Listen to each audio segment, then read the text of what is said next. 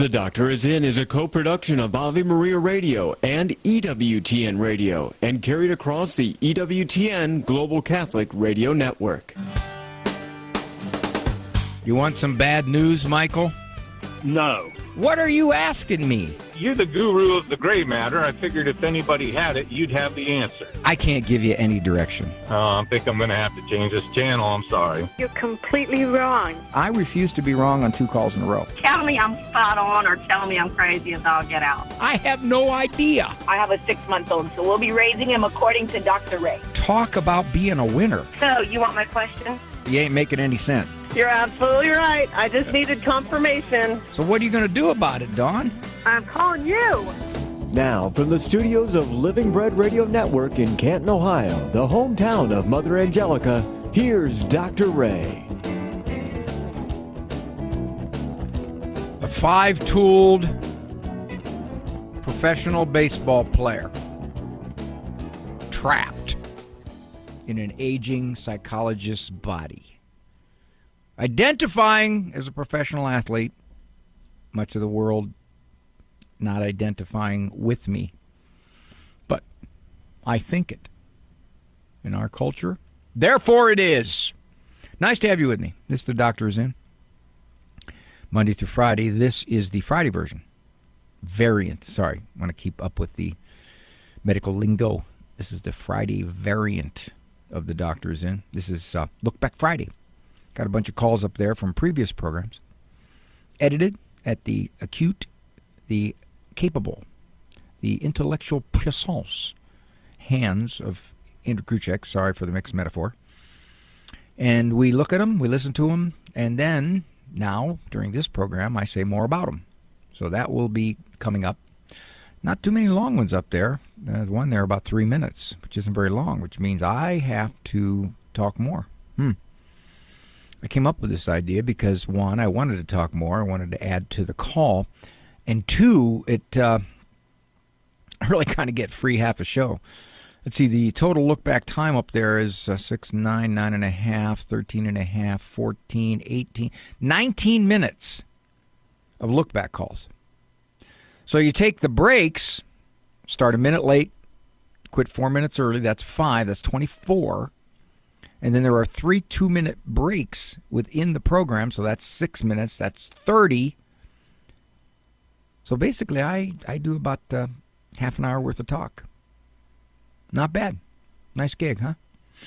Okay, we'll get to that. Hey, for me, it's all about commitment, you know. We'll get to that. I want to put out a warning here.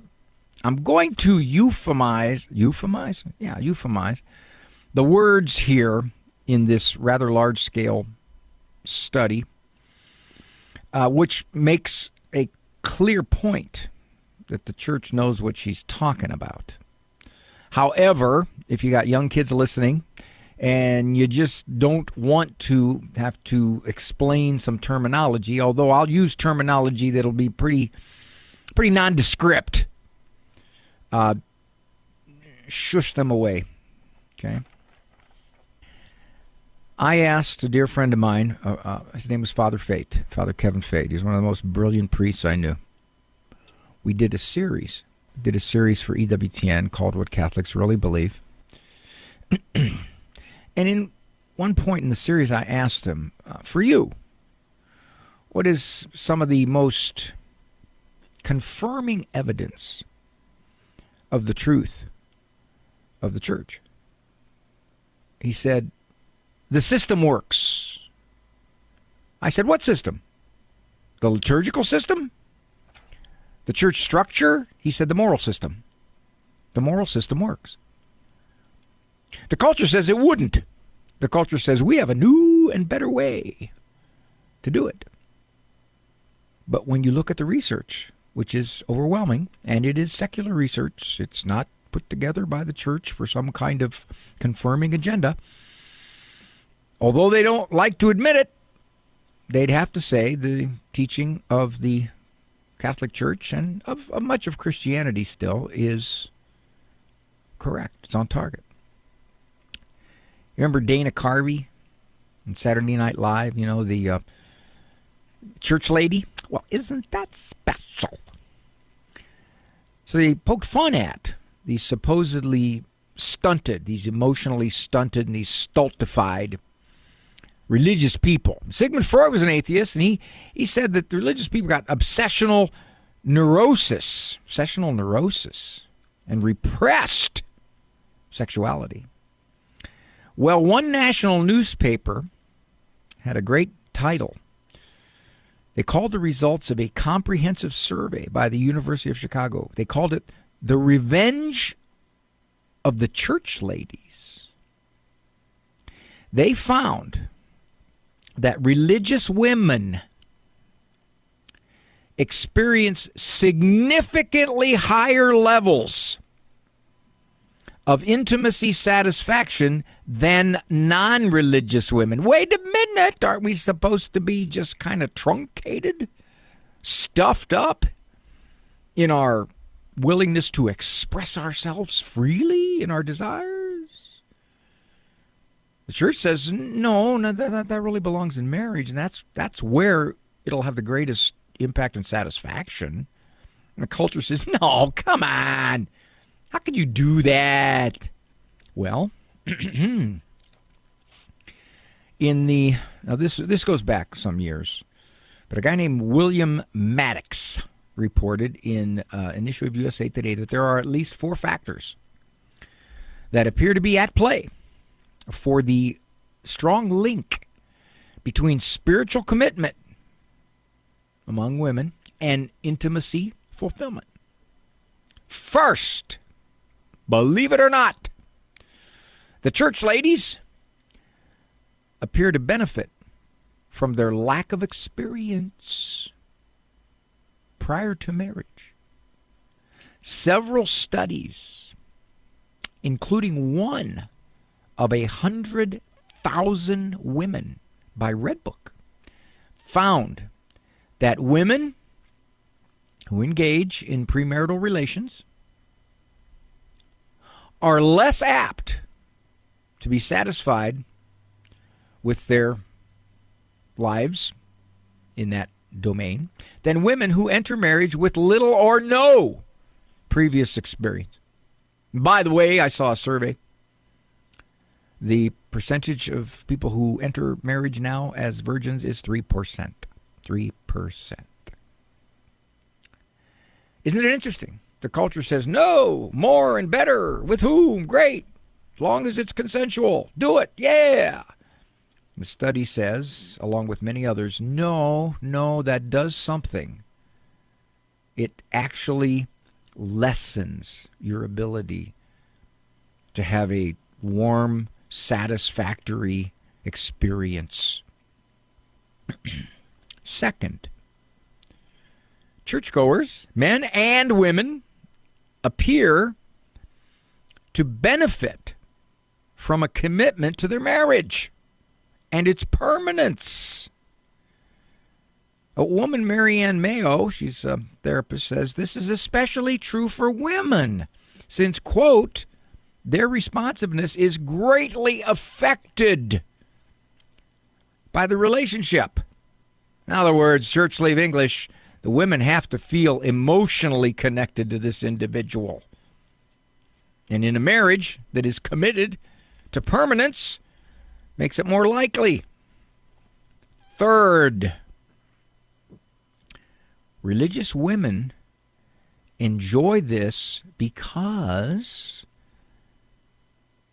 they don't worry about the scourges of promiscuity, transmitted diseases, fear of rejection, out-of-wedlock pregnancy, fear of getting caught. I saw a little cartoon once where a young adult was asking his grandparent, Grandpa, what kind of protection did you use when you were my age? And he said, yeah, it's called a wedding band.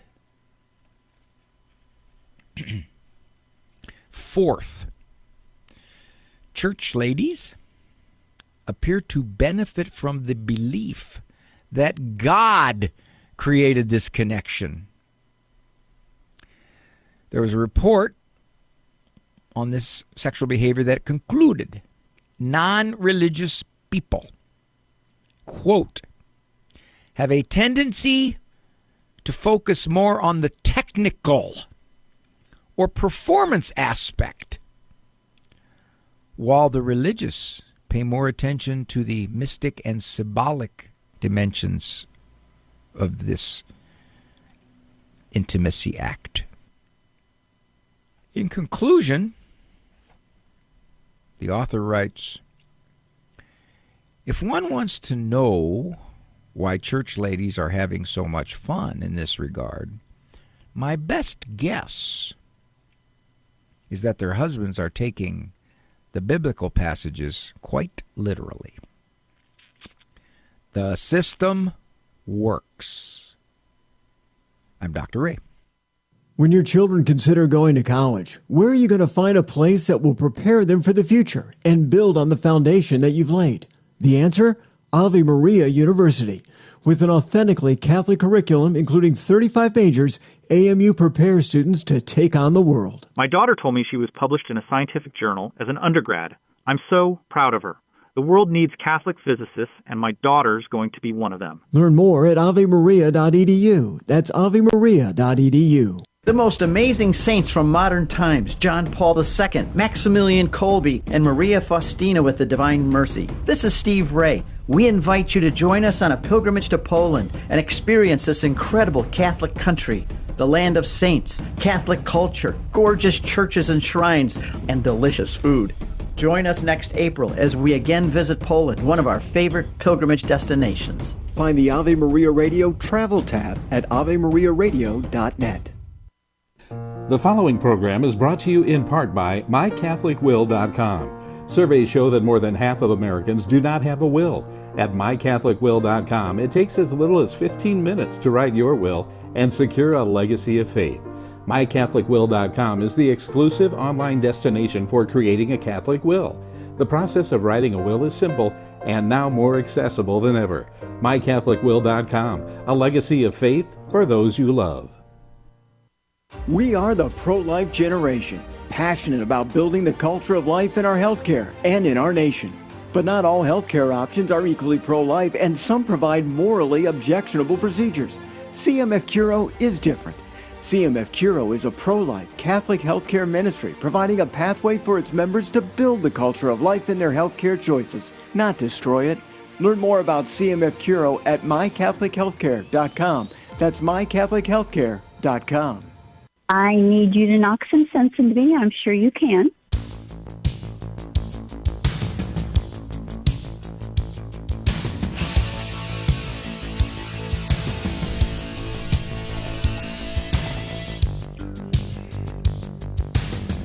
Thank you for joining me, Dr. Ray Guarendi. Doctor is in. Variant of the doctor is in. Excuse me. Look Back Friday. Our first call from back when is Marie from Michigan. She has a 17-year-old son who is smitten with a 16-year-old girl. What do you know about this girl? Met her several times. She comes over. She's lovely, very sweet. Splits her time between both her mom's house and her dad's house. The rules at dad's house seem to be a little more loose, but I don't really know exactly what they are. I know she can stay at her house later when she's spending time with her dad. But I only met him once, and this was before the kids actually started dating. And he seems like a very nice man. I have no issues with him as a person. But he has a living girlfriend, and we had told our son that he can't go to the father's house because of that lifestyle choice. I don't want that modeled in a way that is an acceptable relationship for my son to engage in. We can meet with the father on neutral territory and have a relationship with him that way. But I feel like in the house is not a good. I want my son to grow up to mature into a man that's going to respect the dignity of his girlfriend. Does your son recognize that this young lady is raised with a different set of perspectives about life, about morality? Does he see that? Yes, he sees that. There are pieces of information that he's collecting. Are there times when they're alone? They can go out in public together to different, if they're going to go to a restaurant or go to a park and go for a walk. At my house and at the mom's house, they can't go into bedrooms. Obviously, doors are kept open if they're in the basement. How do you know they wouldn't? At her house or at my house? Anywhere. Back seat of a car. Well, I do have Life 360. I can see if the car has stopped moving. Okay. And if the phone remains obviously they can find ways to break boundaries. Are you saying he's a really good kid and he doesn't tend to? Okay, so are you saying you trust your son with this girl even though there could be a very high likelihood she would want to be physical? Her mom is Catholic, so I don't know. This is the first time we've ever had to deal with any of this. And I don't know. I just know that you got three options here, Marie. Yeah. One, you say, well, he's 17. I think he's trustworthy. He may be tempted by this girl. There's probably a pretty good chance. I'm not impugning the girl. I'm simply saying if you go by statistics, the percentage of those who lose their chastity in high school, especially if they're not raised with a very, very solid moral system, is high. So just going by statistics. Now, doesn't maybe mean anything with this girl. I can't say about this girl. Two, you say that your son is trustworthy and you sit down and you talk with him and you make it so ever clear to him as best you can. What would you do if she gets pregnant? And Mom, we're not going to do anything like that. Well, that's what I'm hoping and believing. But things get carried away sometimes. Okay. Three, you simply make it so that they're pretty much supervised all the time. Correct.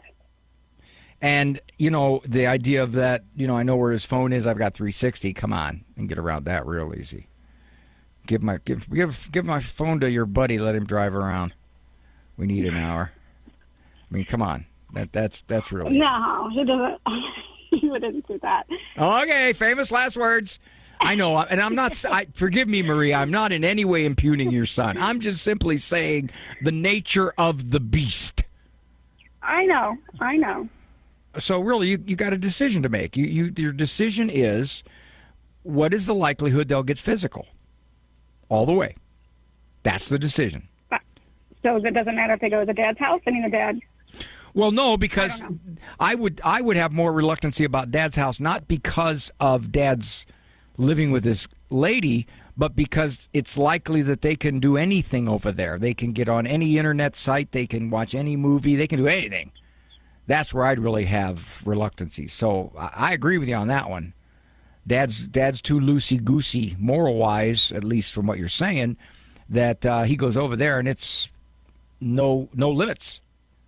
And what if we sat down with the dad and there were limits, but even though he's still living with his girlfriend? Is that... I think for you, the bigger personal risk is Dad's looseness. In other words, do you know if they say, Dad, we're going downstairs. We're just going to go downstairs. Okay. And he could care less to check on him. I'm just going through all the possible scenarios here. That is one of my fears, is that supervision won't be what I want it to be. But if it was, is that immoral to let him go over there? Is that me endorsing? No, I think that your son is old enough to know that. I hope he's old enough to know that that's wrong. But then if the guy has no religion, then to him it's not wrong. So if you look at it and say, well, that's wrong, he looks at you like, what are you talking about? You're nuts. Okay, you want to be Catholic? Go be Catholic. But I don't buy that stuff. So in that sense, your son is going to, he's 17. He sees this stuff. It's all over the place. That wouldn't be my reason. My reason would be I don't trust Dad. Mom said, he seems like a very nice man. One of the things we do is we based our perception of someone, their personality, their morality, their supervision of kids, on the basis of relatively little contact. My guess would be, if you totaled up the amount of time that Mom has spent talking to Dad, it's probably on the order of minutes. Meaningless. You can't know a single thing about someone with any depth having had a brief conversation with them, or even several brief conversations with them. It doesn't mean anything. It doesn't mean anything. So he may sound like the most supervisory parent in the world. I'd never let him do that. You can't know that. So the question becomes, well, first of all, I agree with her. You don't go over there. He's too loose. You can't assume. And so many parents get burned by stuff like this. The most common one is sleepovers. The parent will call the host parent, talk with the host parent. The host parent will say, oh, absolutely. I'll be there the whole time. Oh, absolutely. No, I agree with you totally. We're not going to allow that. That's not going to be.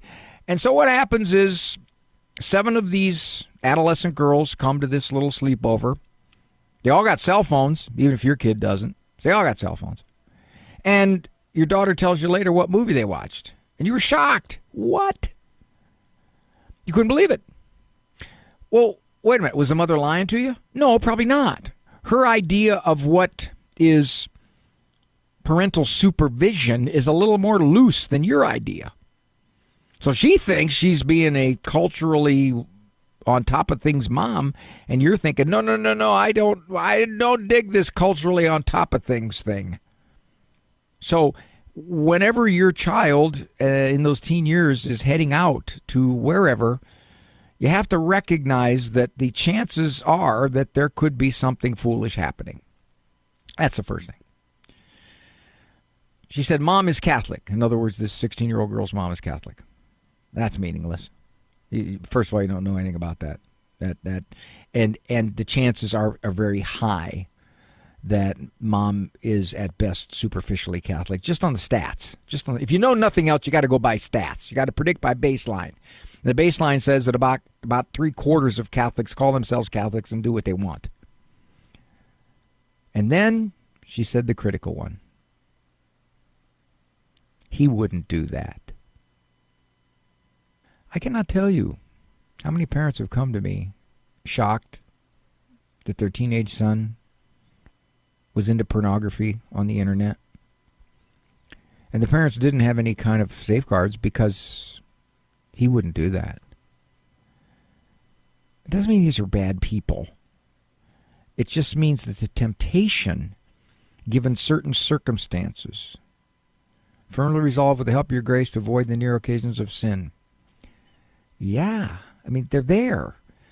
So I think personally, given all this, I would have most of their activities at my house. Yes, you can see her at my house. Knowing that if, in fact, she is radically different or even somewhat different than the way he's being raised, he'll see that. He'll see it in her personality. He'll see it in things where he says, we're just not compatible all that much. Happens a lot. Or, depending upon where they're going to go, what the supervision is, what the activity is, at that point, I would tighten up the supervision. That's just in the face of what is out there now. And it wouldn't be quite so big a deal if you weren't religious and it didn't matter to you that your son be one of those 3% that goes into marriage as a virgin, or that he doesn't have to deal with an out-of-wedlock pregnancy or worse, an abortion.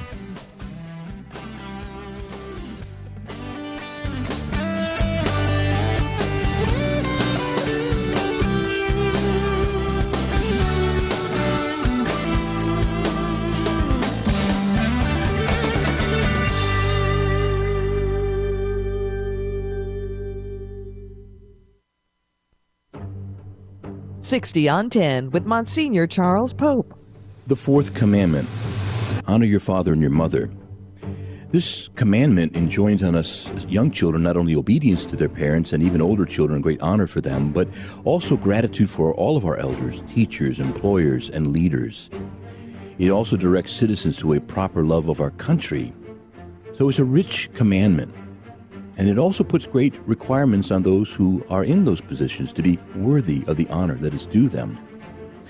This commandment is fundamentally given to us by God because without respect for our elders, there can be no teaching, and we cannot hand on the wisdom of previous generations. This commandment is rich and it is for us.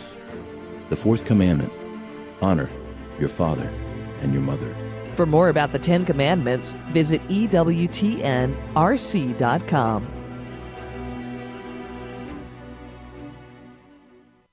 Catholic Connection with Teresa Tomeo. This is one of the reasons why Deacon Dom and I love to travel so much, is because when we look around, you can see beauty anywhere. You can see it in your backyard, for crying out loud. And we should every single day. But it's a very big world out there. And you know how much I love Italy. I have a whole website dedicated to it now. I try to get back there as often as possible for two reasons. Because it encourages me in my faith, because the Catholic Church being there, and because of the beauty. There is something about the different regions and the mountains and the small towns and the villages and the churches. In every single little town has a church. And it could be in the middle of nowhere on the top of a very remote hill. But how did they get this church all the way up here? That in itself is a beautiful thing. Catholic Connections, Teresa Tomeo. Weekdays, 9 a.m. Eastern on EWTN Radio.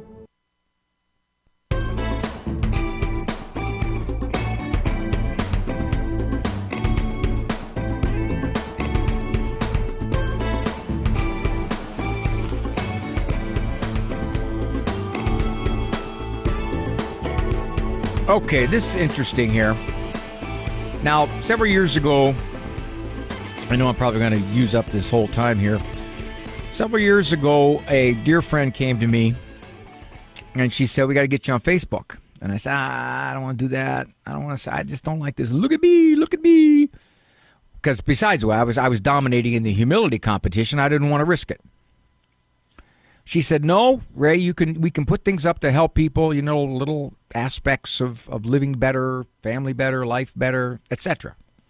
All right. And she said, every so often you got to do something personal.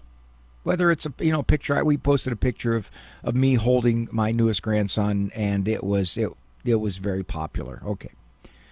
Well, my daughter Sarah and I have had this long-standing tradition. We go out and we get our pumpkins.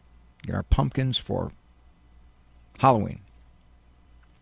And we take a picture. My wife takes a picture of me and Sarah. I call her Sari.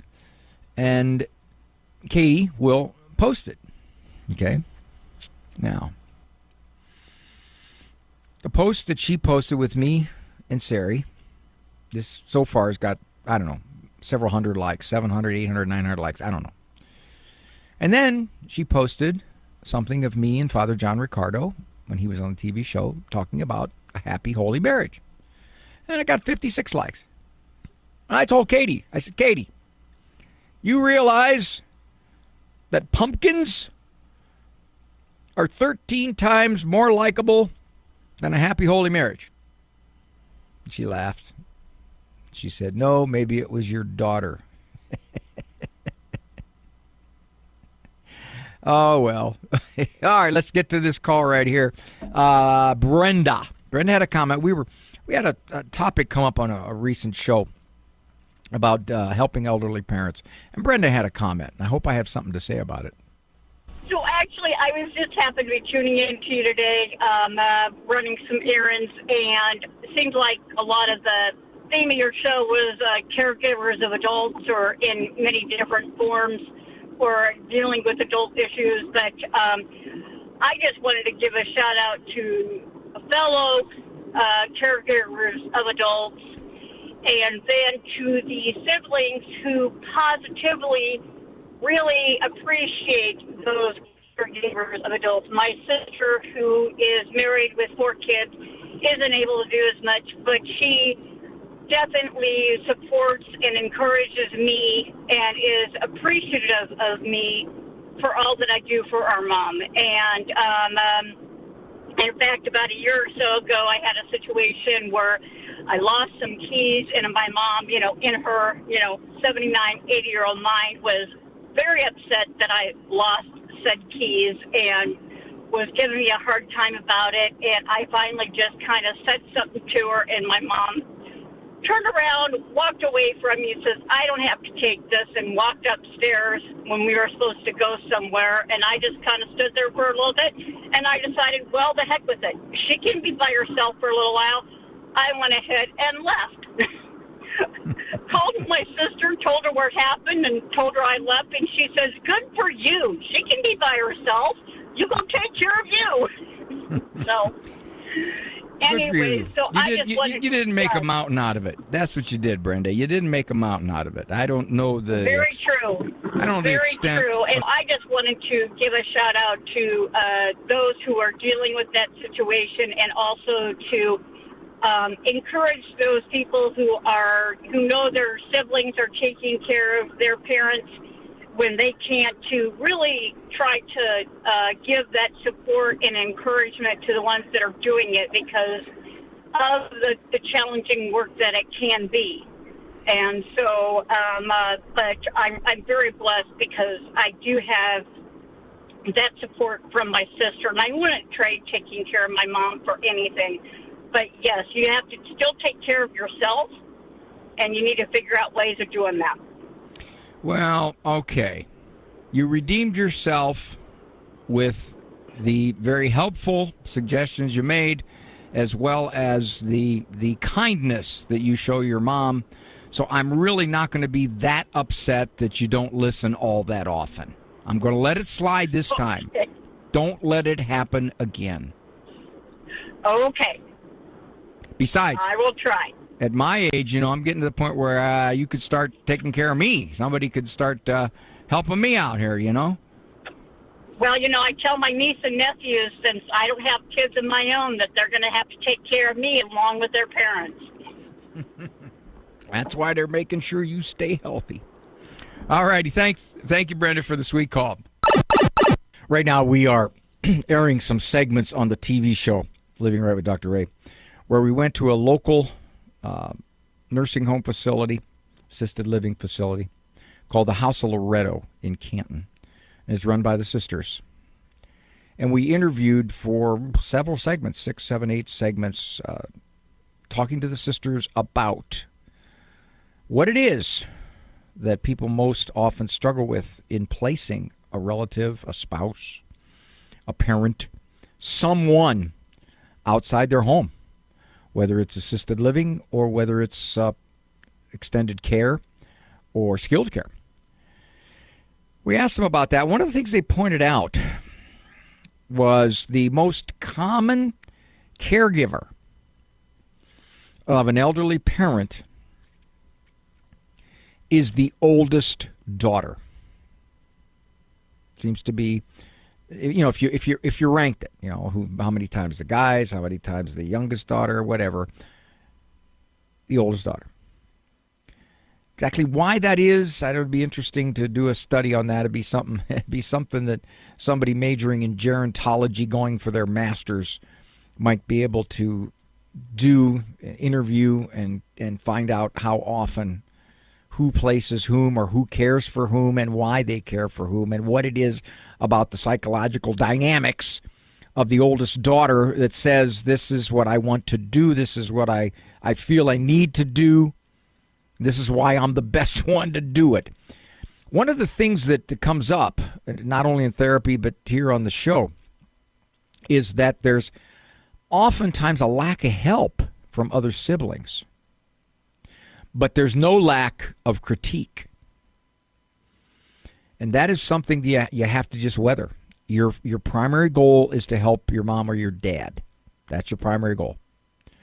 What the others say and view and say, you should do this, or you haven't done enough of this. I remember once a friend of mine had a wonderful answer to something like that. He said it with a smile on his face because it could have been taken otherwise. He said, I like the way I'm doing it better than the way you're not. That's a risky statement, but it is a rapier-like retort.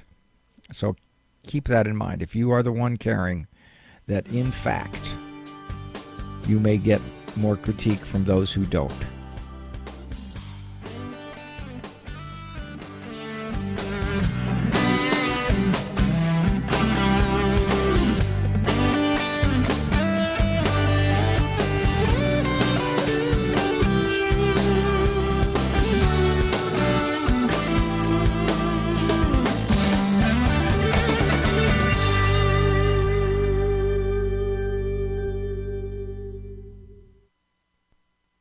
What is the great mystery of the Christian faith? It is, of course, the resurrection of Jesus Christ, even though the resurrection is an historical fact professed by the apostles and signified by the empty tomb. No one knows the exact hour Jesus emerged from the tomb.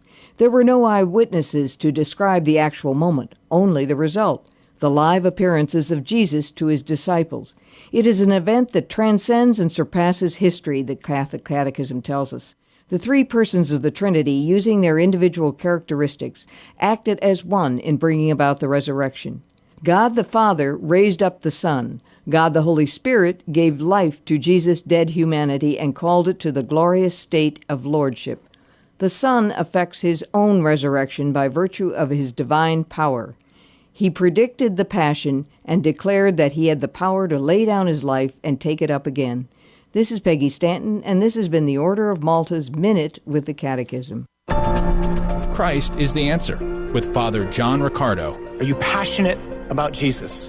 Are you zealous for Jesus? Are you fervent for Jesus? Are we fervent for the gospel? Are we passionate about helping this world come to know him? Is that true? It's not true for most people in the church. Is Jesus my best friend? Is he your best friend? I'm looking around the church. There's a set of guys in here who have great man caves. As I was praying this morning, I felt like the Lord said, hey, when are you going to come to my man cave? Like, you guys think a flat screen TV is really cool. Well, you should see what I got to offer. Because I and I alone, he says, can really give you what it is you're longing for.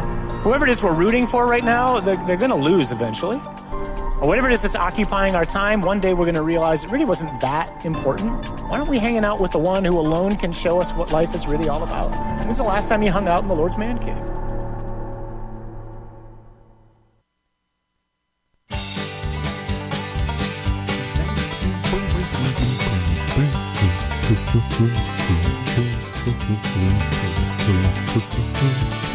I'm just playing the jug, that's all.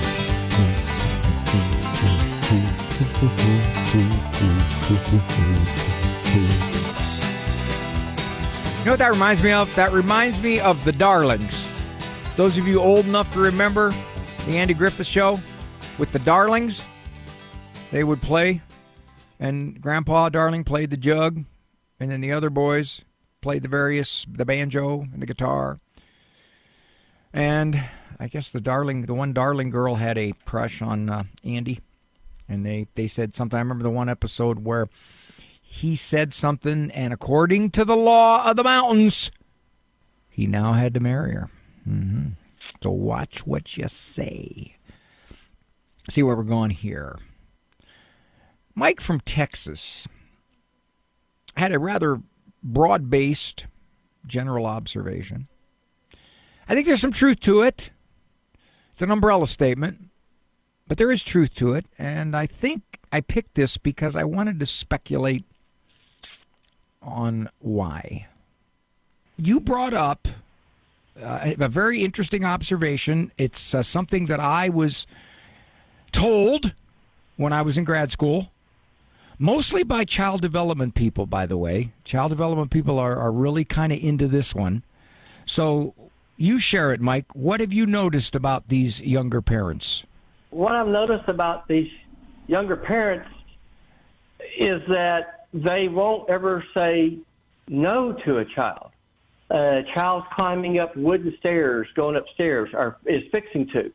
And the parents say, oh, little Miss Susie, let's not do that. Little Miss Susie, let's not do that. Little Miss Susie looks at them and proceeds to climb up the stairs. So they never say no. The word no is not used. Why do you think that is, Mike? I don't know. They try to redirect every time. They try to redirect. And then they end up running over and chasing the child up the stairs to get them back down. And they're worn out, and they can't imagine having a second child when the first one is wearing them out. What do you suppose it is about the word no that they are reluctant to say? It's going to harm their psyche or something. Well, you're on the right track. How would it harm their psyche? I suppose that they're making a mistake, or that they have to listen to a higher authority. Well, you're on the right track. Using the word no supposedly stifles a young child's natural curiosity. No is a restriction. You're right. They quote unquote redirect, or they use words like unacceptable or inappropriate, or, well, I know you'd like to climb those steps, but wouldn't it be better to come down with me as I grabbed your hand? You know, it's like that gentle parenting kind of thing. That was one of the pieces of advice worth ignoring in my book, which was never tell a toddler no. And one of the arguments I made against it, Mike, was that the world is full of no's. If I get stopped by a state trooper and he tells me, don't speed anymore, and I say, officer, that's very negative. Might you rephrase that, Ray? Stay within the speed limit, please. It's a much more positive kind of expression, and I might be more likely to obey it. Now, at that point, I'll speed myself into a ticket. So you're right. This is one piece of. Again, it springs from the idea that children are naturally cooperative, and if you say no, you're restricting them. And you're right. The irony to that, Mike, is those parents who never ever say no to a little one finally get so frustrated that they become ugly in their discipline. I've seen that over and over again.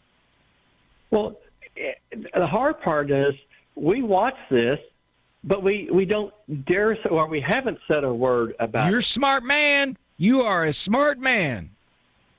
What would happen if you did?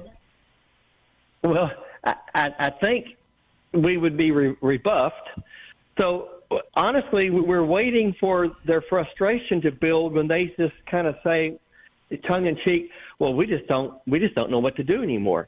And that then hopefully will be an open door for us. And you're absolutely right. That's typically why they come to my office. We have to peel. To watch. Well, we have to, yeah. Well, it is hard to watch, and you can't say a word, because if you would, and they tell you not to, you could just look at them, Mike, and say, Are you telling me no? That's what you say. You're right, Mike. Your instincts are pretty good in that area, but you're very smart not to say a word, because if it hasn't been asked for and they're parenting the way they think is enlightened and smart, and you say, why are you not stopping him? And they say, we didn't ask you your opinion, especially if this is a daughter or daughter-in-law. More likely to hear that. And you're right, my friend. It is a gap between what was common parenthood a generation or two ago, I'm going to say two now, and the younger parents now. That's very true. Oh, he had so many insights that just were common sense. He said several things. He said they redirect. Now, that is one of the standard pieces of advice from child development folks. You redirect. And it does work for little ones. I mean, really little ones. Year and a half, maybe up to 2. You redirect. You see them heading to something they're not supposed to. They got minuscule attention spans. They got the attention span of a gnat. So you toss a ball that they see and they can go look at. Or you say, here's something you might want to see, and you go over with a picture. You do something to take their attention away from where they're headed. or what they're going to do that could be risky or defiant. You redirect. The problem is many parents are redirecting 3, 4, 5, and 6-year-olds. Redirection works less as a child gets older. Why? Because they get more independent-minded as they get older. You can show me that, but I'd rather do this. If he's kicking the dog and you redirect the 6-year-old, you say, hey, look here, I made you some toast. You've taught nothing about kicking the dog. Even if your redirect works, even if it's great toast. All you've done is sidetracked him from kicking the dog. You haven't taught him that it's wrong to kick the dog, and if need be, you're going to do something about it. That was once common sense parenthood. It was wisdom of the ages. No longer. Because the theories, and double underline the word theories, that's all they are. I read many things that said, never tell a toddler no. It's a negative word. It's a stifling word. It's an aversive word. It's a punishing word. That's a theory. That's an opinion. That's a quote-unquote expert's opinion. Why? Because they got some letters after their name. That's why. But when an expert says something that just seems to fly into the face of common sense, you got to question it. You got to question it hard. If I say stuff that you disagree with, okay, you don't have to listen to me. There's nothing that says that. But if you think, all right, given what I'm looking at here, this does seem to sound solid, does seem like it might make some sense. Theory is not reality. I can't say that enough. We've become a parenting scene where if some expert, somebody with some letters after their names, somebody that's self-anointed, as I know so much more than you. I do know more than you. I'm going to say that. I know more than you. But it's not because of the letters after my name. It's because I do this for a living. If you went up to somebody and you said, you know what, I think I can lay bricks as good as you can. Okay, go ahead. I've been watching you. I think I can do it. Okay, go ahead. He's been doing it for 34 years. The man knows how to do it. Same here. I've been doing this for 40 years. I've talked to thousands of parents. I got a big sample size. Hopefully, I've drawn some reasonable conclusions about all this. So, in that sense, I'm going to say I do know more than you about a lot of this stuff. But you still don't have to listen to me. It's your kid. You can say, well, that I don't buy it, not going to do it. And I've had that happen. I've had parents come into my office totally frustrated. So when I give them the suggestions, they don't want them. They don't want them. They don't like them. That's it. So they're going to go do it their way. All right. Those are the ones you usually call back 4 years later. One more point, and he said it so well. He said, we've been waiting for their frustration to build, and that's our open door. That's exactly right. I generally tell grandparents, you be careful about what you say, about whatever child rearing advice you give if you're not being asked for it, because you're taking a chance that that person doesn't want to hear it. And you'll find out pretty early if they want to hear it or they don't by their reaction to it. Sometimes even nonverbal. They may not say anything, but you can read it. They didn't want to hear it. You're from another time and place. You're a Neanderthal throwback. Or you're religious. We don't want to hear it. And if you keep doing it, then usually that creates friction, which can create a rift, which can create absentee grandparents. You wait for the opening.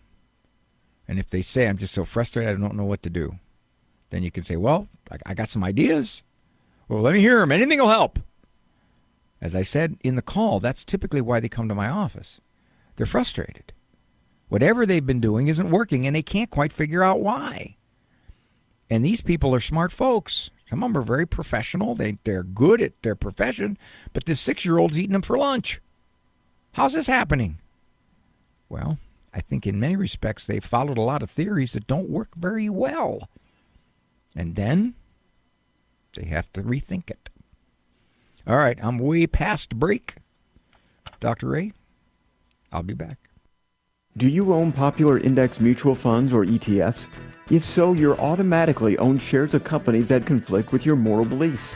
Ave Maria mutual funds are managed to conform to pro-life and pro-family values. Long-term investors can invest in the no-load Ave Maria mutual funds. The experienced professional portfolio managers make decisions based on investment fundamentals and pro-life values. You can learn more about Ave Maria mutual funds today at 866-AVE-MARIA or visit AveMariaFunds.com. The wisdom of Mother Angelica. I said to the sisters one day, what do you think you're going to look like in heaven? Oh, some of them had absolutely magnificent ideas. I didn't think of one of them. And so I got desperate because then my turn came. I didn't know what to say. And so in desperation, I said, what do you think I'll wear in heaven? And they all said with one voice, armor. EWTN. Live truth. Live Catholic. Maybe you've been hearing a lot about the need to make a spiritual communion while participating from home in a live-streamed or broadcast Mass. By asking for spiritual communion, we are acknowledging that the Holy Mass is the perfect, best way to worship God. The priest intercedes perfectly for us with God the Father because he acts in persona Christi. This is the time to see that through the priest's representation of Christ's sacrifice on Calvary, we are never separated from our Lord. Jesus, I embrace you and unite myself wholly to you. Underwritten in part by the following nonprofit. Are you paying high prices with a traditional health insurance company that pays for things that violate your conscience? There's an alternative available. Solidarity HealthShare is a community of faithful individuals and families that never share into immoral medical services, all while saving you money with prices starting as low as $85 per month for singles and $512 for families. Never fund another abortion with your healthcare dollars. Call 844-313-4999 to learn more.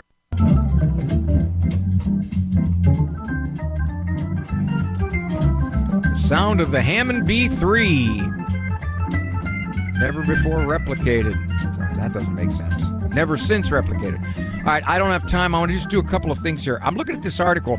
It's about 20 years old, I think, as best I can figure out here. And I think it's changed quite a bit since.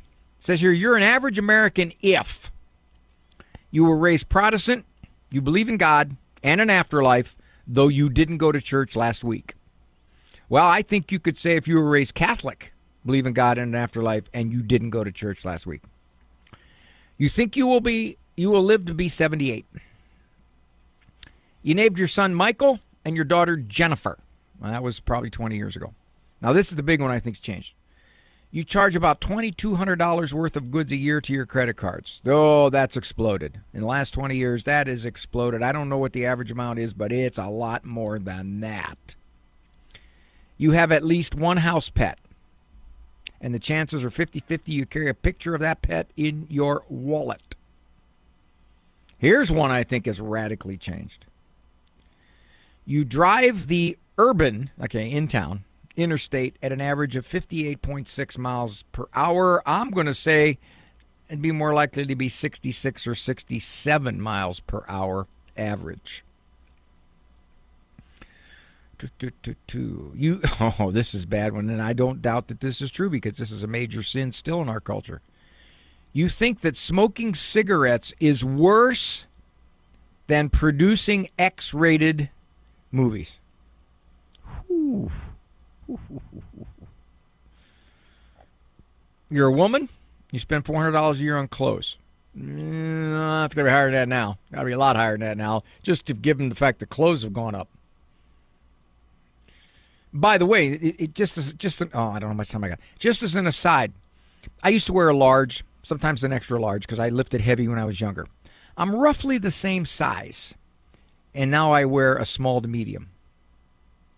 I haven't changed. The sizes have changed because they are marked to fit us Americans as we're getting bigger. And this one, you eat 1.6 bushels of popcorn every year.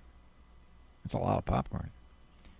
The final, you consider yourself average looking or better.